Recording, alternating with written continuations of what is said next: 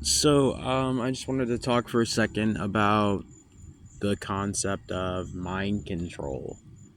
And there's a very crucial aspect of mind control that nobody or not a lot of people talk about. And I can kind of speak on it because of my own experiences and things that have, gone on with me and et cetera, et cetera, et cetera. One of the things that kind of spurred this little brief blurb on was the movie that I recommended. They cloned Tyrone. There's a scene in the movie, not to give anything away, but there's this whole thing in the movie that has to do with, and if I sound a little, it's because I literally tried to make this video like 5 times today. And every time I do it, my camera would stop for some strange reason. Whatever, I'm going to keep trying to do it.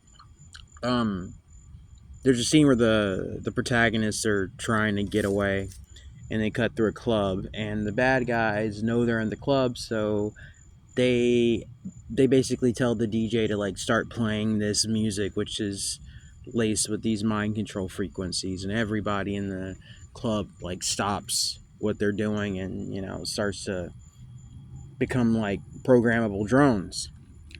And the main character, she says, because of they've encountered this music before, or at least they've seen how it works.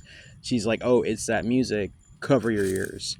And for the most part, she kind of covers her ears. And while the music does kind of have an effect on one of the characters, they basically get out. And there's a reason for that, right? And that's because when it comes to mind control and things of that nature, the brain, the mind actually puts up fortifications against certain things when you become aware of their existence. That's why it is of imperative. It is imperative for the dark ones that you don't know how these things work, or you're not aware of the tactics individually, because when you're not aware of them, because when you're not aware of them, they work a certain way. Like your brain cannot form a defense against them. It's like when you deal in certain magical workings. One of the key things in those workings is they tell you you're not supposed to tell anybody what you're doing, and that's because it's not the fact that basically when you tell a person or you let someone know, you're alerting them, especially the subject or the focal point of said working. You're alerting them to um, said thing, and you can build a defense against it. I mean, that's just how it goes. Um, the more you learn and the more you become aware about these things, the more you become aware of these things. Sorry, my words are jumbling up. The more you become aware of these things, the easier it is for you to build a defense against it. That's why, again, that's why they have to operate in secrecy like they do.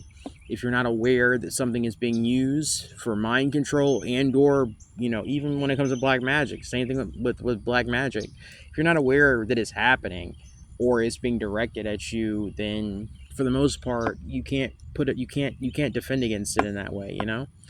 But it's like once you know, and I'm not saying that it's always 100%, it's foolproof, the defense, but once you know, you have a high, the probability is definitely higher in your favor that you're going to be able to work around it. I mean, obviously it's not ideal to still expose yourself to such things, but you kind of are able to work around it. And that's just something that I wanted to get out there and to say. There's a story really quick that maybe I've told before, but when it comes to Freemasons, they're such sad creatures because they're either trying to let you know that they're Freemason, or they're trying to like do some weird fucked up mind control shit, put a hex on you, throw some juju on you, whatever. But again, when you're aware of these things, it's harder for them to do what they do. They just end up looking like stupid fools, which is apropos.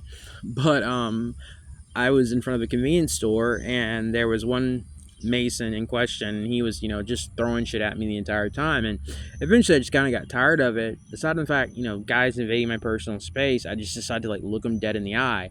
and he got real nervous. So you know that thing they do where they know they're being like put on the spot, so they just start looking down at their phone. That's what he started doing, and then I just held my gaze on him, and he starts getting really really nervous. And then I just asked him, I was like, "Yo, man, if you could choose any superpower in the world, what superpower would you choose?" And I swear to God, he looks at me, and it's like I don't know what was going on with him. I don't know if it was like my presence, my aura, whatever, but he was like kind of like stuttering, and he just looks at me. He goes like, "Mind control." And I was like, that is the weirdest shit I've ever heard in my life. And so I make it like I was like, who says that? Like fly like it's like that's the most nefarious, malevolent shit I've ever heard in my life. Like that is such a Masonic Freemason fucking answer. Like who the fuck says that? Um and now every time I run into him, like I give him shit about that, and he just eventually just leaves. I call him Mind Control for short, or MC for short, because every time I have to let him know. And if anybody's around, I'm like, hey, I had a conversation with this guy, and you know what he said? He said if he could choose any power in the world, he'd choose mind control. Who says that? I say that every single time I'm around him because fuck that guy. Um, Put him on the spot, man. Put him on the spot. Anyway, hope this video gets to who it needs to get to, and I thought I'd just share that. Hope everybody's doing well, and looks like I'm gonna be able to get this out there. Cool for me. Take it easy, guys.